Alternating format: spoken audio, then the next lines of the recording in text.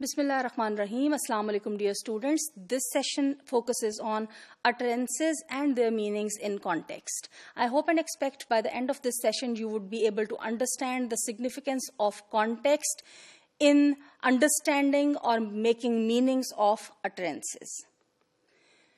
Well, at the outset, we need to define what is a context, whereas when we speak or when we write, whatsoever we say or whatsoever we write, that is the use of language. It does not take place in isolation. It always has some backdrop or some background to it. So, that backdrop or that background, it really has an impact or influence on what that particular utterance or what that particular choice of words would mean. So this is the background or the context that we call a context. Now this context can be mainly of two types if I explain it to you. One can be the immediate setting. So for example, in a particular situation where you are talking to somebody, what is the immediate physical setting? What is that place? For example, is that a bus stop, or is it a classroom, or is it an office, or is it a hospital? Or for example, it is a business place, etc. And then apart from the immediate context, there can be a broader social context as well. The broader social context would include the values, beliefs, norms, and attitudes towards language choices, etc. Because they all affect, what you say. Well, I hope you would agree with me that when it comes to language usage, when people use language, there are a lot of misinterpretations on the part of the listener a lot of times, because when you do not know the context in which something is said, you just take it in isolation, as a part, what is said, the meaning changes. So, the set of circumstances or facts that surround a particular event or situation, or I would say a speech event where speech is used, that is called context. Well, my dear students, for the meaning-making process of language, this context counts a lot, and it has to be taken together with the language that is being used. For that purpose, I would show you a slide and certain contexts in which how it happens. So let's see that.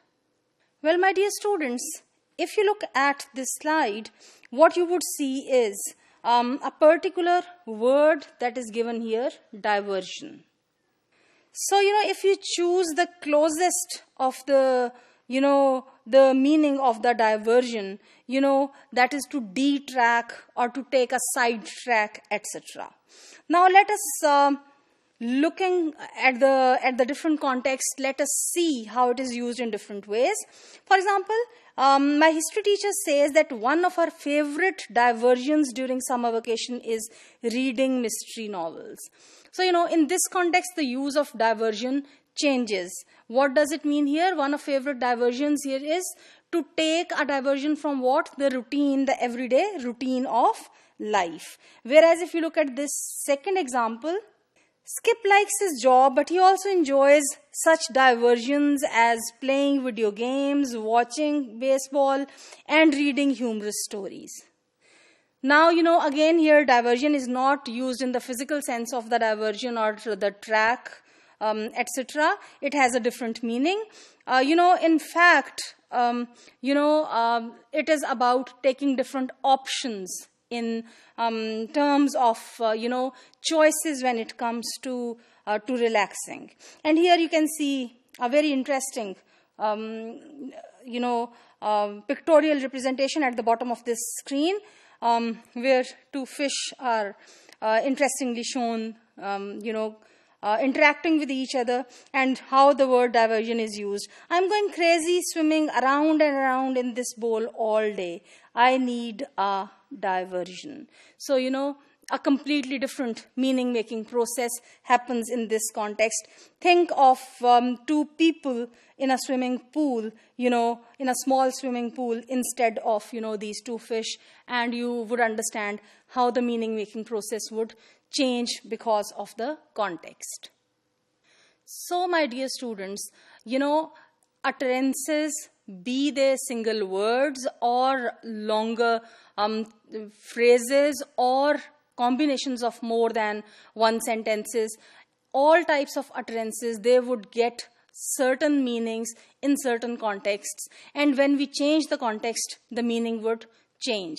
I would really appreciate if you think about certain examples from your own contexts, if you think about your personal experiences of life, how, where sometimes you misinterpreted, or how sometimes somebody else misinterpreted what you said because the context was not clear to the listener, and the speaker had whatsoever said before that, or the setting and the social context that was related to that, it somehow was not communicated, or it was somehow not available to the other interlocutor in the conversation or in the interaction.